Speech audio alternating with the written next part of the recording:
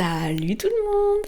Ça fait une éternité. Je me suis reposée parce que j'étais fatiguée, vous pouvez pas savoir à quel point. Là je suis bien en forme. Donc, comme vous l'avez vu dans le titre les amis, aujourd'hui je vais vous partager les 3 choses que j'ai appris en 2024. Les leçons que j'ai tirées de 2024. J'avoue que ce genre de vidéo, c'est un peu tard.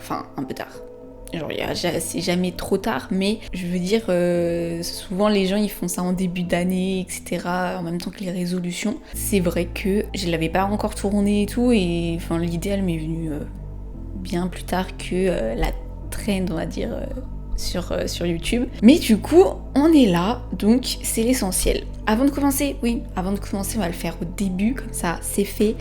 Du coup, n'hésitez pas à vous abonner à la chaîne pour ne pas rater les vidéos qui sortent dans les prochaines semaines.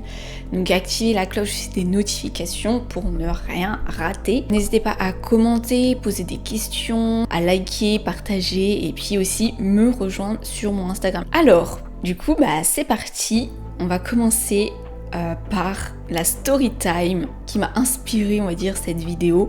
Donc tout commence en fin 2023, début 2024, quand j'étais dans mon ancien appartement. Je peux enfin vous en parler parce que c'est fini, le problème est terminé, mais vous allez voir, je vais vous expliquer pourquoi. Et du coup, fin 2023, début 2024, j'ai eu un gros problème dans mon ancien appartement qui s'avère qu'il y avait un dégât des eaux qui n'était pas de ma faute, bien évidemment. Ça faisait plusieurs années en fait que c'était un peu laissé comme ça sous le tapis, caché sous le tapis. Et du coup, c'est moi qui ai dû gérer un peu le problème. Et vu que c'était mon premier appartement, première fois que je devais gérer des problèmes comme ça, j'avoue que début 2024, j'ai enchaîné les gros pics de stress, d'anxiété. Je faisais des crises d'angoisse, je sais pas, mais vraiment tous les 4 matins. Je chialais vraiment tous les 4 matins, mais vraiment plusieurs fois par semaine.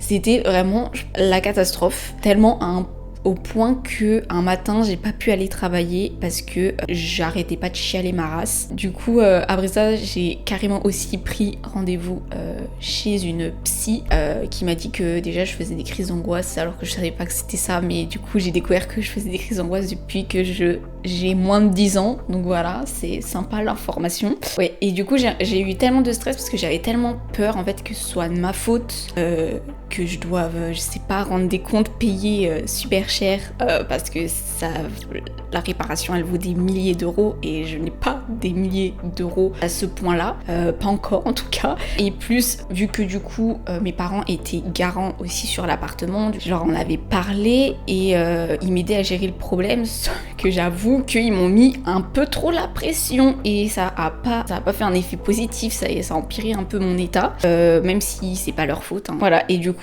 j'ai donc commencé l'année 2024 avec une pression tellement énorme que du coup ça m'a fait tomber malade. On m'a pas diagnostiqué dépressive, mais je pense que j'étais à la limite. Et du coup, suite à cet événement-là, je suis redevenue la version de moi que je déteste, donc qui se laisse vivre et qui s'apitoie sur son sort. Genre vraiment c'est horrible, vraiment je déteste ça. La version moi un peu au lycée où j'étais pessimiste, négative, et à me demander pourquoi ça n'arrive qu'à moi, cette fameuse question quand les gens s'apitoient sur leur sort au lieu de voir le côté positif. Et aussi à cause de tout ça, j'avais pas envie de faire du YouTube et tout. Du coup l'année dernière, j'avoue que j'ai grave procrastiner niveau YouTube parce que j'avais tellement de trucs à faire et en même temps fallait que je cherche un nouvel appartement aussi parce que du coup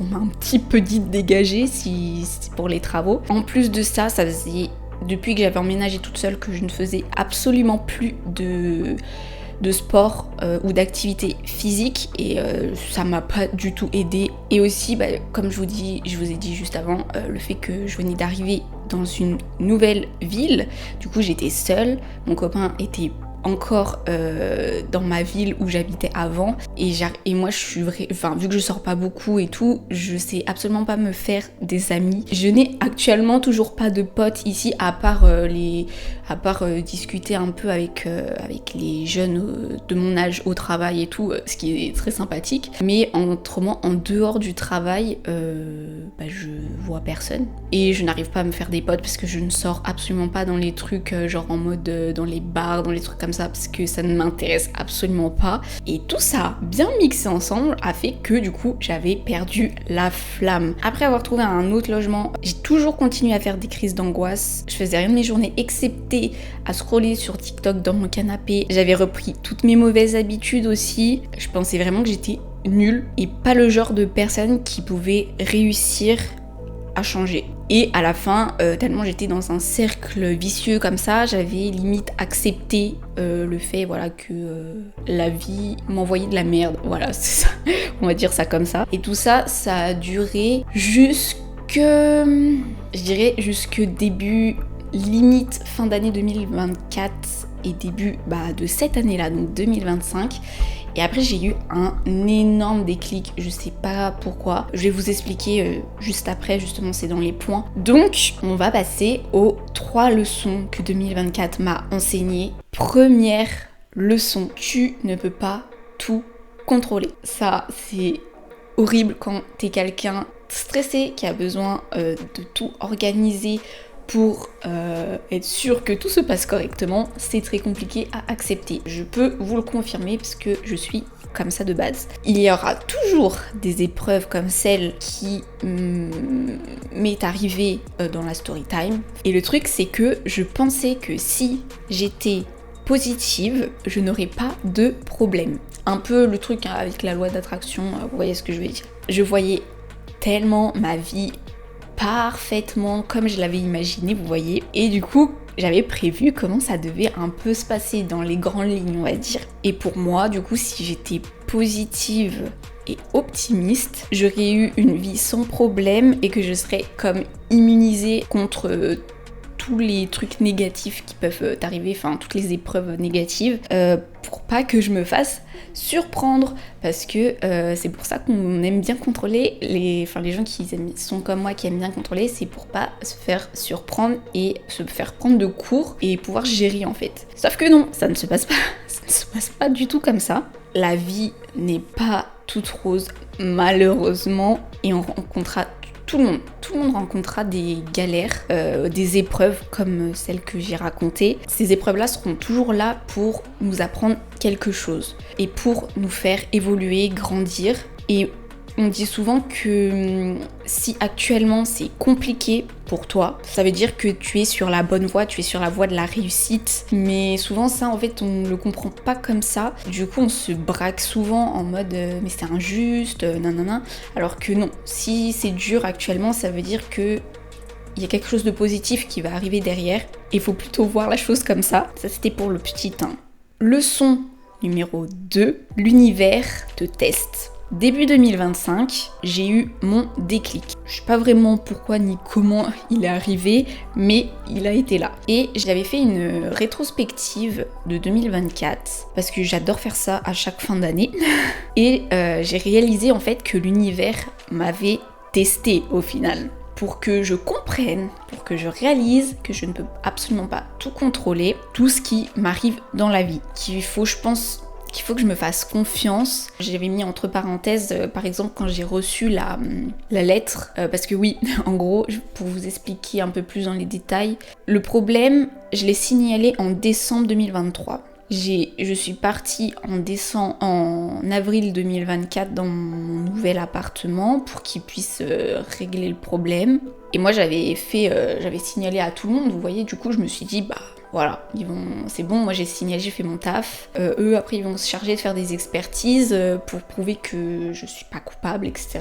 L'année passe, et juste avant Noël de 2024, toc toc toc, je reçois une petite lettre recommandée où en fait c'était l'expert du propriétaire qui me disait que à telle date, en février 2025, à telle heure, il y aura une expertise, il faut que vous soyez là ou que vous vous fassiez représenter par quelqu'un parce que vous êtes potentiellement, je sais plus quoi, coupable du dégât causé dans l'appartement, etc. Quand j'ai reçu la lettre, vous pouvez pas savoir à quel point j'ai paniqué, j'ai eu un coup de stress, j'ai commencé à m'énerver en mode mais non, de toute façon, moi j'irai pas, de toute façon je suis pas coupable, enfin c'est pas ma faute, pourquoi j'irai là-bas pour prouver que j'y suis pour rien, genre ça se fait pas et tout, blablabla. Voilà, j'étais un peu comme ça et j'ai tellement stressé que je me suis remise à chialer. Voilà, en mode mais qu'est-ce que je vais faire, je vais devoir payer des milliers d'euros et tout. Enfin, voilà, j'ai paniqué un petit peu.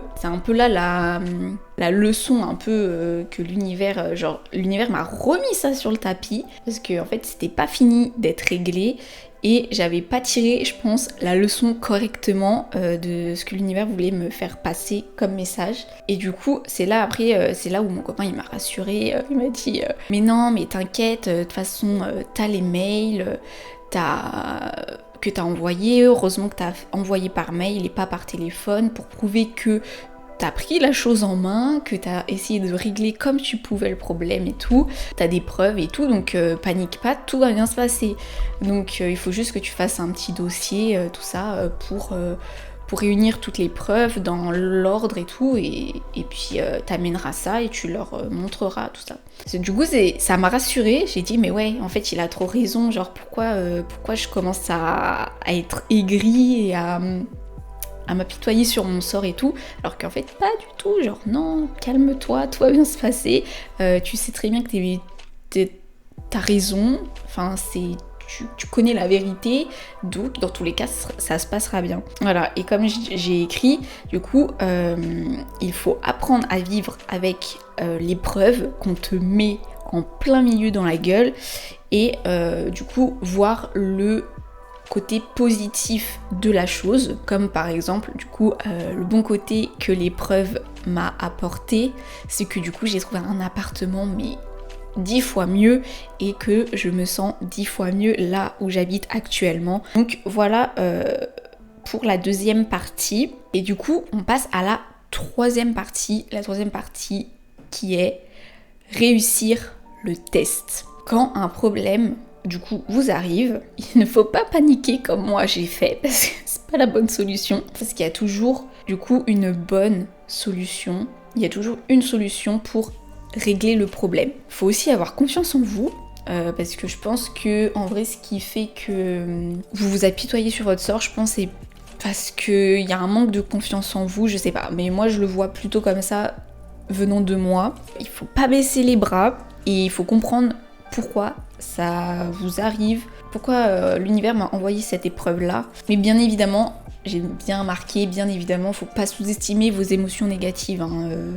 Vous avez le droit d'être stressé et tout, machin, et de le ressentir. Mais à côté, relativiser, vous voyez ce que je veux dire, en mode bon, ça va bien se passer. Et là, je voulais vous donner des exemples. J'étais tombée sur un schéma sur TikTok, je crois. Je pense qu'il est connu ce schéma, je vous l'afficherai, je pense, ici, si je le retrouve. Ça disait, si tu as un problème, pose-toi la question. Est-ce que tu peux faire quelque chose? Si oui, te prends pas la tête. Et sinon, ne te prends pas la tête non plus. Voilà, donc simple et efficace, et c'est grave vrai. Genre, est-ce que moi je pouvais faire quelque chose? Oui, parce que j'ai pu rassembler toutes les preuves et faire un dossier pour prouver que ce n'était pas de ma faute. Et après j'avais un deuxième exemple qui était dans le livre de Père riche, Père pauvre, mais j'ai oublié de prendre le livre avec moi, il est dans mon salon. Pause, je vais vous lire. Mais j'ai retrouvé. La vie est la meilleure enseignante qui existe. La plupart du temps, la vie ne s'adresse pas à toi directement. Elle te bouscule et te pousse à droite et à gauche. À chaque poussée, la vie te dit: réveille-toi, il y a quelque chose que je veux que tu apprennes. Si tu apprends les leçons de la vie, tu t'en sortiras fort bien. Sinon, la vie continuera tout simplement de te bousculer de toutes parts. La vie nous pousse tous à droite et à gauche, certains abandonnent, d'autres se battent. Quelques-uns retiennent la leçon et progressent. Ils acceptent de bonne grâce que la vie les pousse de ci, de là. L'attitude de ce petit nombre de gens signifie qu'ils ont la volonté et le besoin d'apprendre quelque chose. Ils apprennent et ils continuent d'avancer. La plupart des autres renoncent, mais quelques-uns, comme toi, se battent. Du coup, moi, je vous ai dit les 3 leçons que 2024 m'a appris. Donc tu ne peux pas tout contrôler. C'est un test de l'univers et réussir le test. Du coup, j'espère que cette petite vidéo vous aura plu. Moi j'ai trop aimé filmer, ça fait super longtemps que j'ai pas tourné de vidéo, je suis trop contente. J'espère que ça vous aura aussi aidé à comprendre certaines choses, en tout cas j'espère, parce que c'est un peu le but de ce genre de vidéo que j'aime bien faire, c'est pour aider aussi les gens à prendre conscience de plein de choses. Du coup, bah voilà, moi sur ce, bah, je vais vous laisser et je vous retrouve la semaine prochaine.